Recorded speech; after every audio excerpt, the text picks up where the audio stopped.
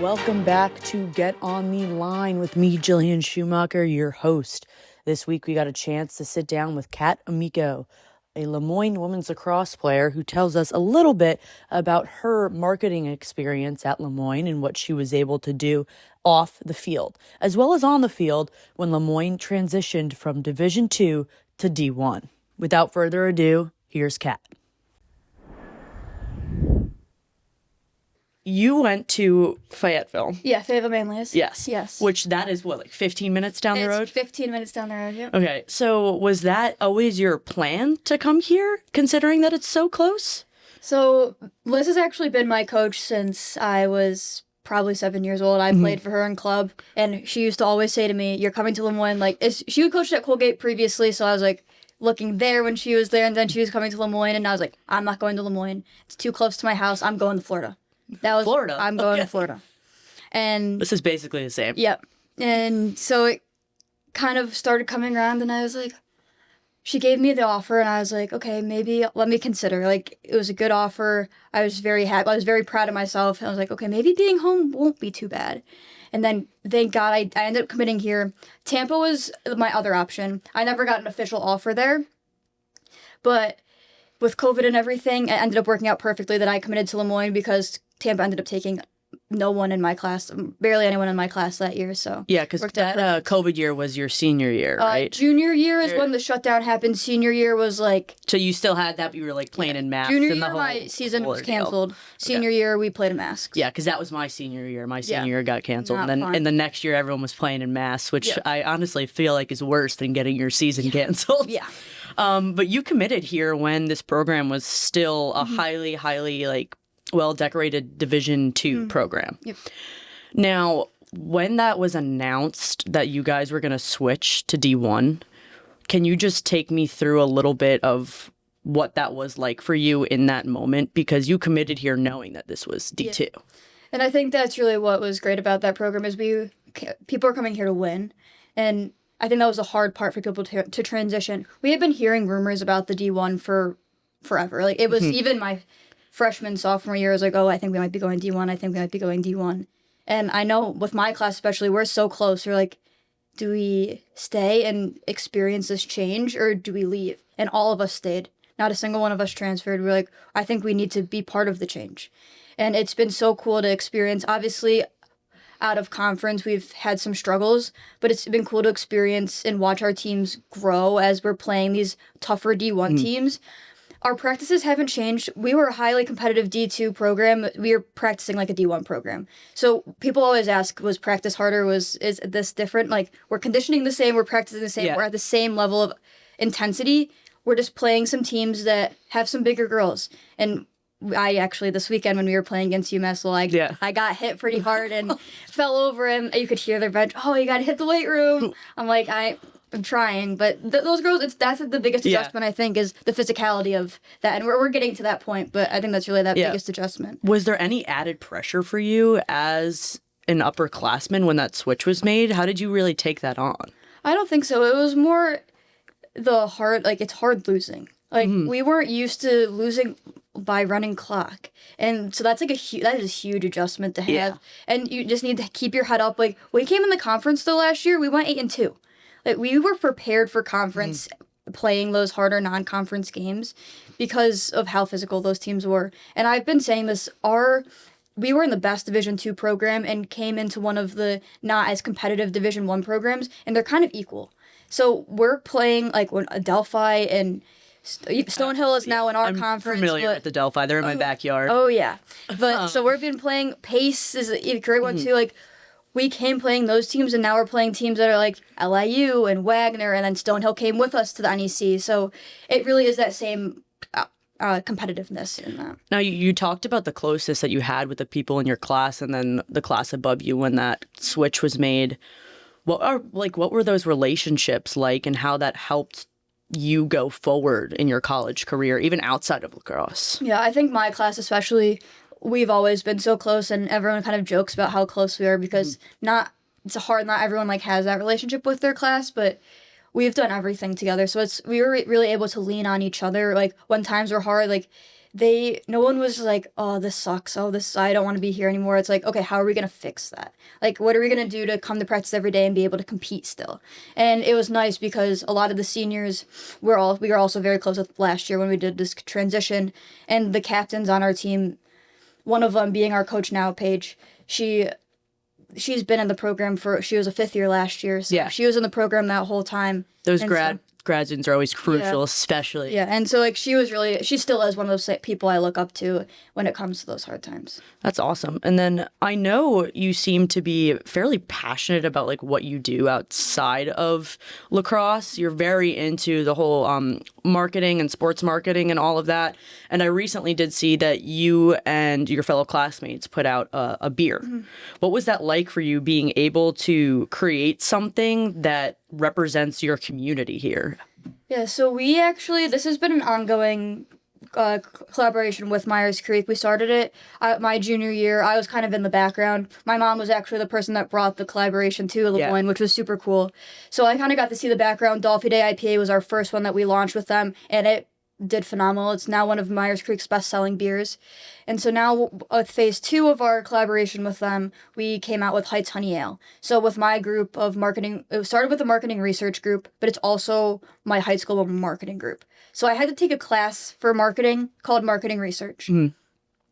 And so that's where we did all of the research for looking like for demographics, what flavors people would like, what kind of beer. In high school? No, here. Oh, okay. I was going to say. No, here. That'd be crazy. Yeah.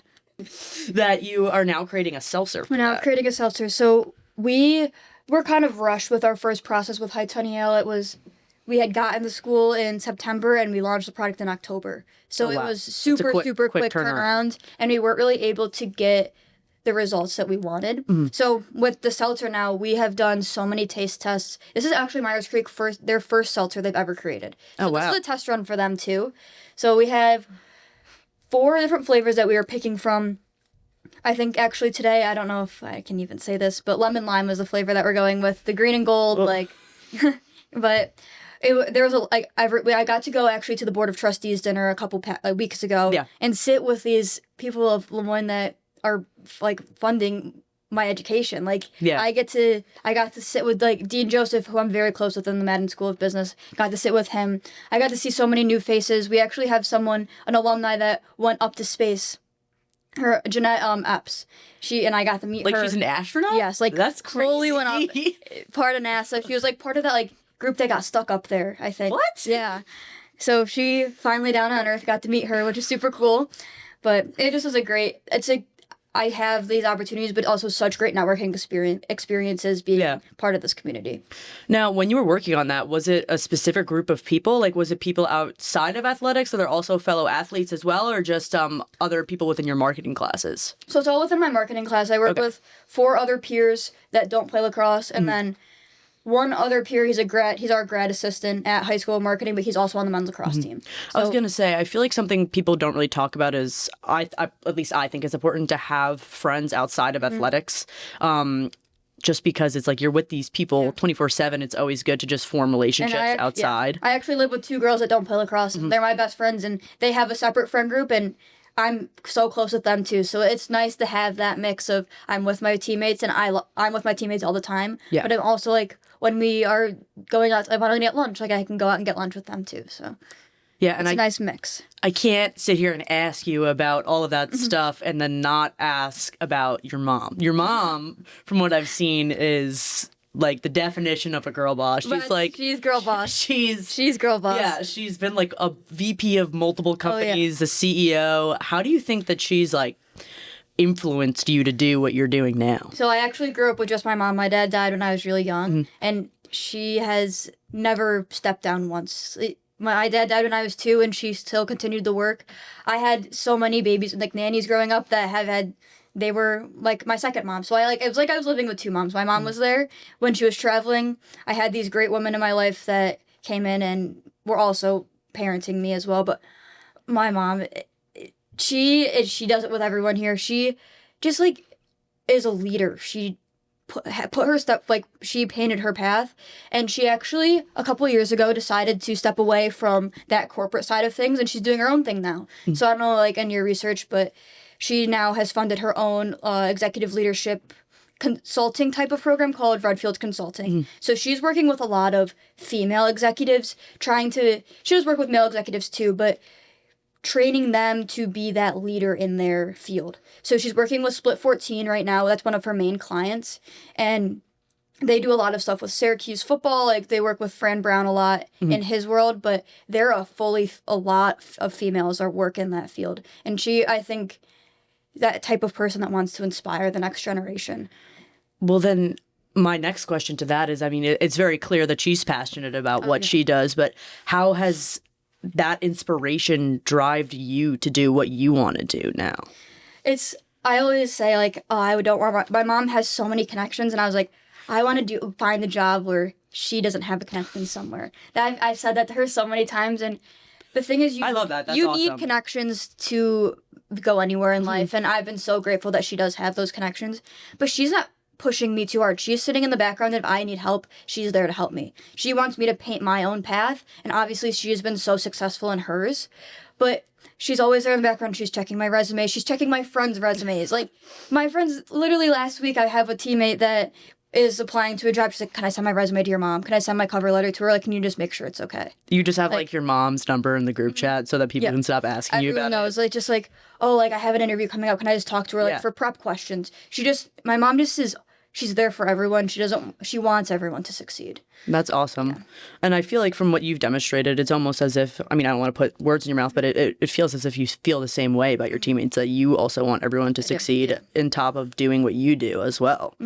But I mean, looking into the future, I know that you are sports marketing, correct? Marketing and marketing and management leadership is my major. I never actually ended up adding the sports concentration. It was a little too complicated, but would love to get into sports. Yeah, so then going forward, I mean, if looking at your life now, like, what are you thinking you want the next couple of years of your life to look like? I know that's a very, very hard question. Yeah, as you said, I'm from around here, so I want to get out. I would love to. My goal right now is to go to Boston.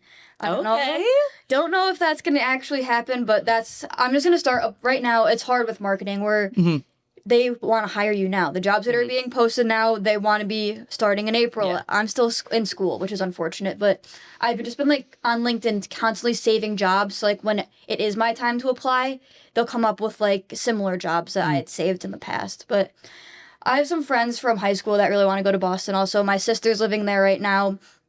She's doing was in nursing school there, and I have a friend that's in grad school over there. So there's a lot of like, my mom actually grew up there, but after college she lived there for 14 years. She worked for Bose, she worked for Dunkin', she worked for Friendly's. Like, she was all in that side of the world. So yeah, I was gonna say, cool. What's driving you to Boston, but you beat me to it. You answered that question very, very fully. And I think what was also driving me to Boston is I'm used to kind of small city. New York City is so chaotic and crazy, and obviously if I got the opportunity to get a job down there, I wouldn't hesitate. Like, I would go for it. But I think Boston right now for me is kind of like that smaller vibe. It's not super in your face, and I think that's really an up and coming area for a lot of kids my age. Now, looking ahead to that, I mean, you've been here for 4 years. You've now been a Division II to Division I.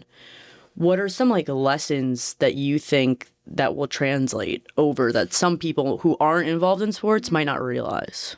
I think adaptability is the first one that comes to my mind. We had to adapt from Division II to Division I.